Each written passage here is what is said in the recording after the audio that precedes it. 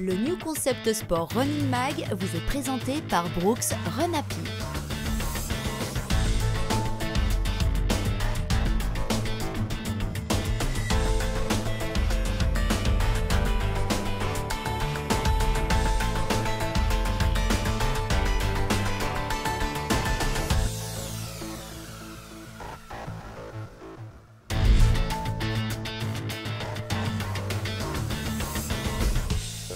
Arrive aujourd'hui sur le marché la nouvelle Salming Trail T5.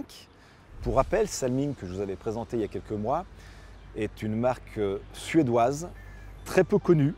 Il progresse très vite dans la jungle des chaussures de running, en jouant sur la technicité, le minimalisme et la performance. Le Running Mag a donc eu l'immense privilège de pouvoir tester cette Salming Trail T5 avant même qu'elle ne sorte officiellement. Sauf que le secret était si bien gardé que la seule et unique taille disponible en Europe, s'il vous plaît, pour un test, était du 44. Ce qui n'a visiblement pas trop perturbé Cyril, notre testeur, et ses 42,5 fillettes. Alors j'ai eu l'occasion de tester la nouvelle T5 sur différentes conditions d'adhérence, terrain gras, terrain sec, avec pas mal de pentes aussi. Et j'ai été assez convaincu par le maintien de la chaussure, malgré le fait que la paire que j'ai essayée était un petit peu grande pour mon pied. C'est vrai que la principale évolution que j'ai constatée entre la T2, T3 et la T5, c'est l'évolution de la semelle. Donc là, Salming a adopté un bloc Vibram avec une semelle qui est un petit peu plus épaisse. L'adhérence est vraiment présente, un petit peu plus que ça l'était sur le modèle précédent. Et on a encore une fois dans cette semelle qui est un petit peu plus épaisse, à la fois beaucoup de confort et on reste assez dynamique avec une foulée sur l'avant-pied qui se fait assez naturellement. Le seul point faible que je pourrais attribuer à cette chaussure, c'est le fait que, effectivement, comme elle est un petit peu plus épaisse en semelle que les modèles précédents, on a un petit peu moins de sensation du sol, on a un peu moins le feeling du relief, mais c'est vraiment quelque chose qui ne m'a pas dérangé dans la mesure où, comme la semelle reste assez souple dans le sens de la longueur du pied, on arrive à avoir quand même une bonne dynamique.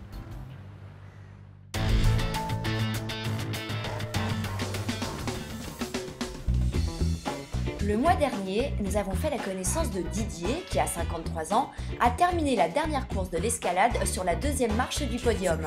Une très belle performance qui s'explique notamment par le travail de force engagé avec son coach depuis quelques années. Et oui, bien que souvent boudé par les coureurs populaires, la musculation est un facteur important de l'amélioration du coût énergétique. C'est-à-dire, écoutez bien, l'énergie que coûte chaque foulée, et donc des performances. Le travail musculaire pour la course à pied, c'est pas n'importe quoi. C'est pas un travail de bodybuilding. Il faut pour cela respecter les cycles musculaires de la foulée. Et là, je vais vous montrer en quelques exemples quel type de muscle est sollicité dans la foulée et à quel moment. Il y a deux étapes dans la foulée. Il y a une étape qu'on appelle l'étape de swing, c'est-à-dire que c'est tout le mouvement de retour dans la jambe libre. Et puis il y a la deuxième phase qui est la phase d'appui proprement dite. Donc, dans un premier temps, dans la phase de swing, on a cette phase arrière ici, où on va venir étirer au niveau des psoas-iliaques, c'est-à-dire en avant de la hanche. Ce psoas-iliaque, il va s'étirer, il va accumuler de l'énergie, ce qui va permettre au genou de monter ici. Pas ton pied en pointe, non, ta pointe de pied vers toi. Puis ensuite, par l'inertie, le pied va s'ouvrir vers l'avant. Et à ce moment-là, on va étirer les chaînes musculaires qui sont sous la cuisse, ce qu'on appelle l'ischio-jambier. Et c'est à ce moment-là que va pouvoir se déclencher ce qu'on appelle le fameux griffé. C'est-à-dire que la jambe, elle va descendre et va venir griffer le sol d'avant en arrière. Ce qui est très important, c'est de comprendre que le vrai moteur dans la course à pied, c'est principalement la hanche, c'est-à-dire les muscles qui sont à la fois les fléchisseurs, le psoas iliaque, mais aussi l'extenseur de la hanche, c'est-à-dire les muscles fessiers. C'est là que les choses se passent de façon majeure au niveau de la propulsion en course à pied. Non. Ok. Ok. Non, attends, on arrête. Écoute, je te propose, je te fais un devis sur 10 ans, et puis on va améliorer les choses. Ok, comme d'habitude, à part Thomas, hein, tout le monde a bien compris. Alors, le mois prochain, Fred et Didier vous présenteront en détail quelques exercices de renforcement musculaire pour que vous deveniez de vrais champions.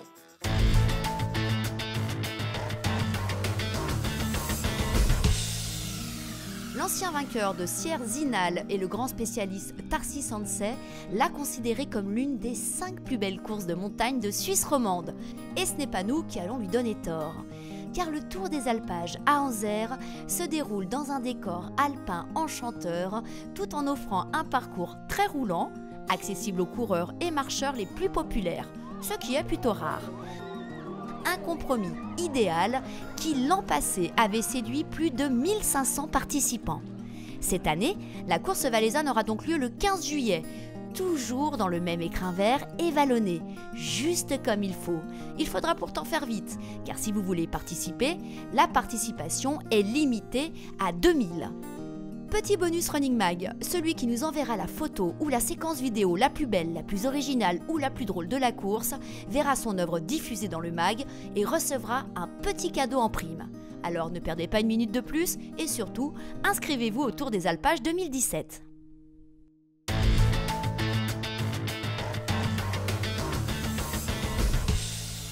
Non, ne vous méprenez pas, nous n'avons pas capté sur le vif un trafic clandestin de montres suisses. D'ailleurs, ce que vous voyez là sont bien des montres, mais de sport, et pas du tout suisses. Ça vous étonne? C'est pourtant l'illustration d'une véritable révolution esthétique qu'a initié ce printemps la célèbre marque Garmin avec sa nouvelle gamme Phoenix 5. Explication. En Suisse, on a vraiment vu que les gens attendaient quelque chose de plus compact. Une montre qui glisse sous la chemise, une montre qui n'est pas seulement une montre de sport, parce que je m'y habitue, elle m'accompagne toute la journée. Ce qui doit être différent aujourd'hui, c'est la forme, l'épaisseur, la grandeur, pour que ça devienne vraiment une montre de tous les jours aussi à côté du sport. Un des succès que Garmin a réussi à faire, c'est qu'ils ont sorti la Phoenix S aussi, qui est une montre qui est plus petite, mais d'une qualité extraordinaire. L'écran est toujours ultra lisible et a été chercher un petit peu le marché féminin qui était un petit peu mis de côté. Les gens aujourd'hui veulent montrer qu'ils sont actifs, le lifestyle, je montre que je suis sportif, je suis un trailer, je suis un coureur et je porte ça avec beaucoup de plaisir parce qu'en plus ces montres aujourd'hui ne tiennent pas une journée, 2 journées et je dois les charger. Je peux les porter 2 semaines, 3 semaines, je l'oublie au poignet et c'est ça qui est extraordinaire.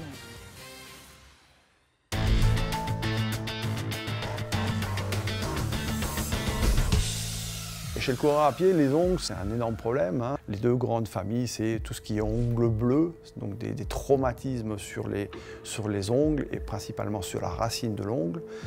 Ça, c'est souvent lié à un problème de matériel. Chaussures trop grandes, chaussures trop courtes plutôt.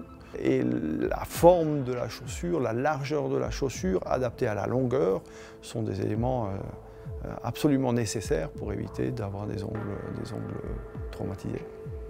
À côté du matériel, il y a une histoire d'entretien. Il faut bien frotter, bien nettoyer ses ongles, bien brosser ses ongles pour qu'il n'y ait pas de saleté à l'intérieur, pas de saleté sous les ongles. Et puis après, il faut le couper, mais pas le couper trop court, surtout sur les bords extérieurs, pour surtout pas créer de risque que l'ongle passe sous la peau. Et non plus pas le laisser trop long pour que, par exemple dans les descentes, on n'ait pas l'ongle qui vienne taper sur le bout de la chaussure. Et puis après, la pointure de la chaussure est primordiale. La règle qui prévaut, c'est qu'en fait, il faudrait une chaussure qui soit au moins 1 centimètre plus grande que la taille du pied. Quand on déroule le pas, le pied grandit et on a besoin vraiment d'1 centimètre devant pour qu'on ait suffisamment de place pour les ongles. Et puis on a aussi besoin de place en hauteur pour que les orteils puissent travailler correctement. Et l'autre règle, c'est que par rapport à une chaussure de ville classique, la chaussure de course à pied est en général 1,5 pointures plus grande que la pointure de la chaussure classique.